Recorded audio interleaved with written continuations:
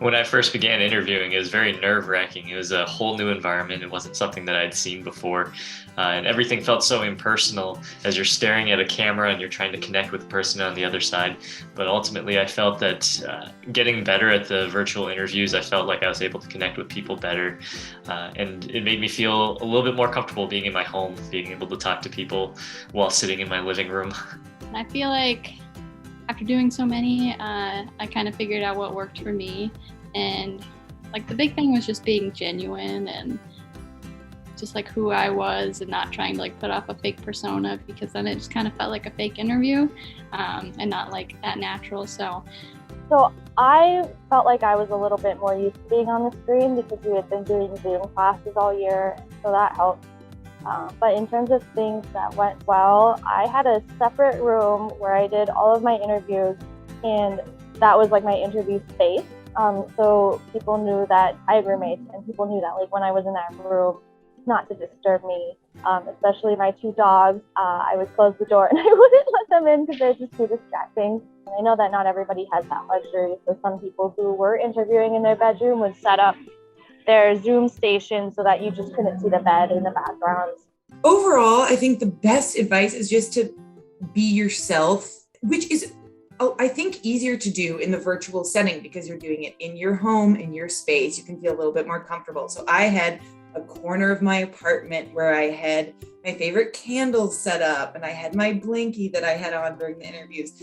And before every interview, I would turn on my favorite mute song really loud and have a dance party so I could get in the mindset of just being me. Something about pediatrics interviews that was different than none of my other med school friends applied pediatrics. They're a lot more conversational, and it seems like they just want to get to know who you are and know if you will fit in. I would say with virtual interviews, I definitely had to have be more kind of active of thinking, like reminding myself to like stay engaged. I think just it's kind of impersonal being via Zoom sometimes, kind of reminding myself, and it's not of any fault of, any of the programs I interviewed at or anything like that, but just sitting behind a computer screen it's easy to kind of get zoned out or, maybe miss some things. So I think making sure I was like actively staying engaged and like asking questions that like really mattered to me and like engage the conversation, because that's when I like found the most benefit from it as well.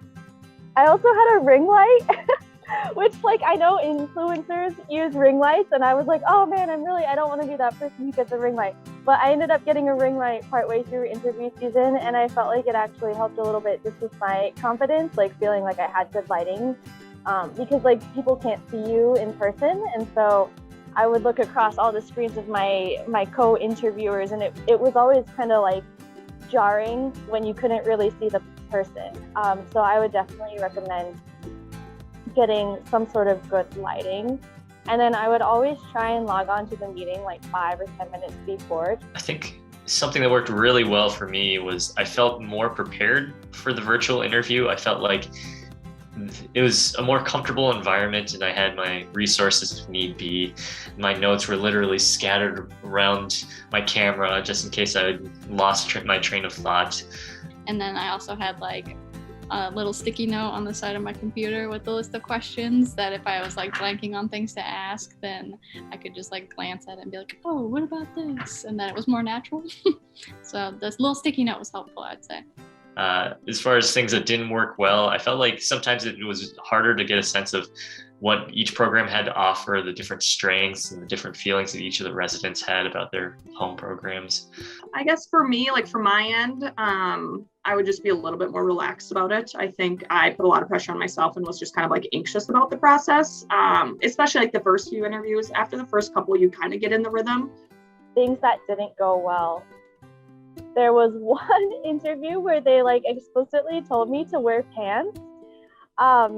And I didn't know why, but I was like, okay, I'm going to wear pants. And I did. And it was because they had us doing something where we had to stand up and it was like a game and people saw our whole bodies. And so a piece of advice I have is like, it's tempting to not wear pants, but you probably should. Yeah. I think one tip that I have that someone told me last year that was really helpful was pick like 2 or 3 or 4 questions whether it's for attendings or residents or whoever it is, that you ask every program of things that you're truly passionate about. Sometimes I think we ask questions, to fill space, and it's on Zoom, so it's a little less, conversational than say in person.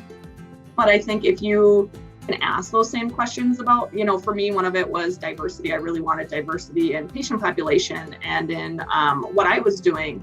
And so that was one question I asked. Another one was like global health, that I asked every program I interviewed at, so that I had a good understanding, like more than what you would just read on someone's website. I don't know how much wisdom is here, but so I found that really I made this huge spreadsheet like everyone does, and let me analyze every little aspect of every program I interviewed at. And at the end, I pretty much threw that away and just focused on my gut instinct. What really was it that drew me to programs? What were the people like? What were the opportunities there?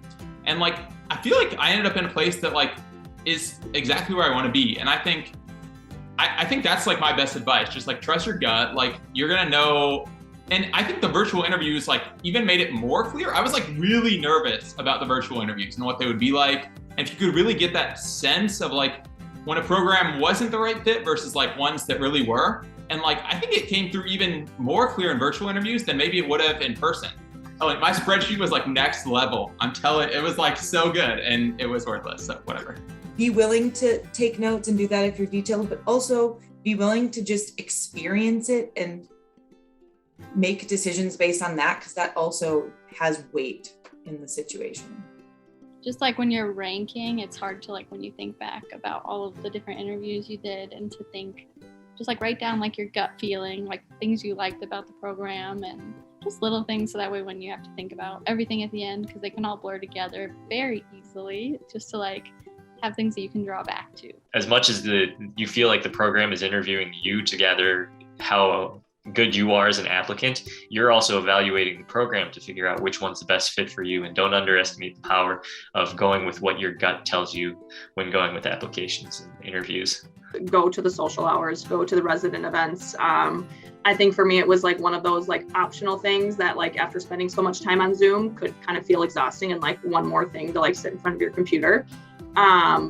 But I actually really enjoyed them, and it's where I really got a sense for the residents and the program, and you kind of got to see them interact. I learned a lot about how people got along, much more than I thought really from Zoom, just from those events.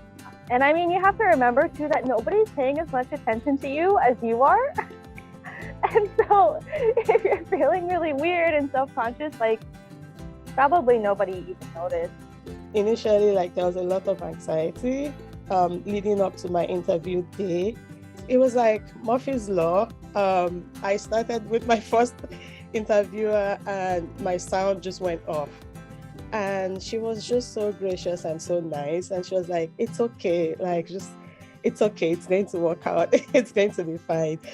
Coming into the interview, it's okay to be anxious, but just know that you're going to be speaking with a lot of really nice faculty, and they're just really there to listen to your story, and they're just really there to meet you. So know that the people at the other end of the line are actually genuinely interested in listening to you. So if you were to have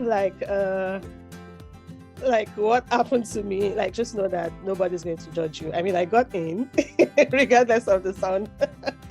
I do have some tips. They should always have water, because you talk so much about yourself that your voice gets all crackly and you need some water. Don't wear a striped shirt, because I found out the hard way that it looks like an optical illusion. And just embrace your pets if you have them. Just let them roam around. A little jungle. Good luck to everybody. You're gonna do great.